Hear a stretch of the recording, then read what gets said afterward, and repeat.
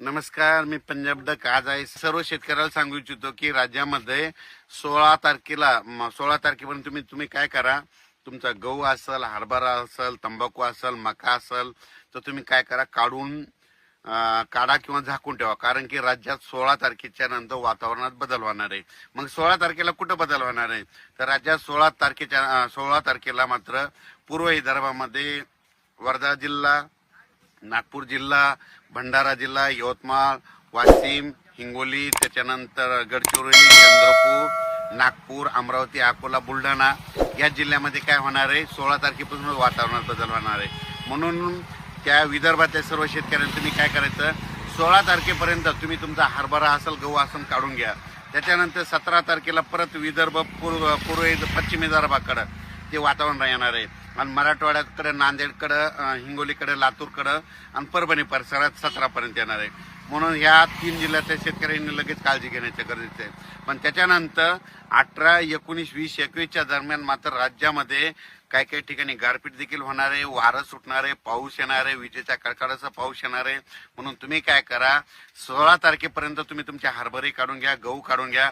कारण की राज्यामध्ये 19, 20, 21च्या दरम्यान चांगलंच वातावरण खराब होणार आहे. म्हणून तुमच्या पिकाचं नुकसान होऊ नये म्हणून हा अंदाज सर्व शेतकऱ्यांना घ्यायचा.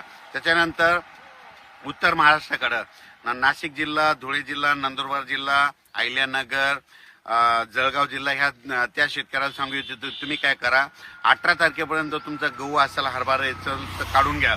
कारण की तुमच्याकडे 19, 20, 21च्या दरम्यान वातावरणात बदल होणार आहे. खूप ठिकाणी पाऊस पडेल, काही ठिकाणी सोडून देईल, काही ठिकाणी वारं सुटेल, काही ठिकाणी विजा कडकडतील, पण वातावरणात बदल होणार आहे. म्हणून या उत्तर महाराष्ट्रातल्या शेतकऱ्यांनी अंदाज लक्ष द्यायचा. पश्चिम महाराष्ट्रातल्या शेतकऱ्यांनी देखील काय करायचं, 18, 19, 20, 21च्या दरम्यान तुमच्याकडे देखील म्हणजे सातारा, सांगली, सोलापूर, कोल्हापूर, पुणे, अहिल्यानगर, धाराशिव जिल्हा, बीड जिल्हा ह्या पट्ट्यात देखील चांगलं वातावरण खराब होणार आहे.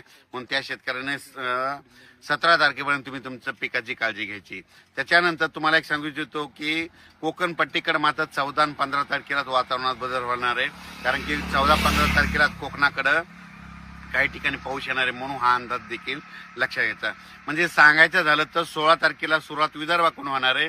16, 17, 18 दररोज काय होणार आहे, वेगवेगळ्या भागात, वेगवेगळ्या जिल्ह्यात पाऊस पडणार आहे. सर्व दूर एका ठिकाणी पडणार नाही.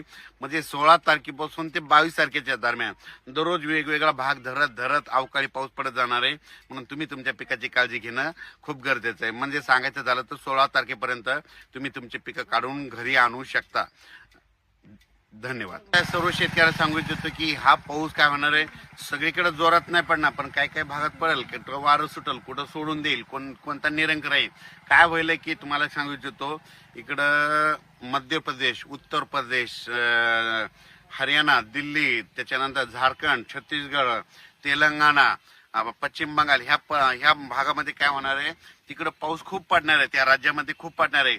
म्हणून त्याचा असर काय होणार आहे, आपल्या महाराष्ट्राला होणार आहे. म्हणून हा अंदाज सर्व शेतकऱ्यांना लक्षात घ्यायचा. सर्वदूर सगळीकडे पडणार नाही, पण भाग बदलत मात्र अवकाळीचे सावट राहणार आहे. म्हणून हा अंदाज सर्व शेतकऱ्यांनी लक्षात घ्यावा. धन्यवाद.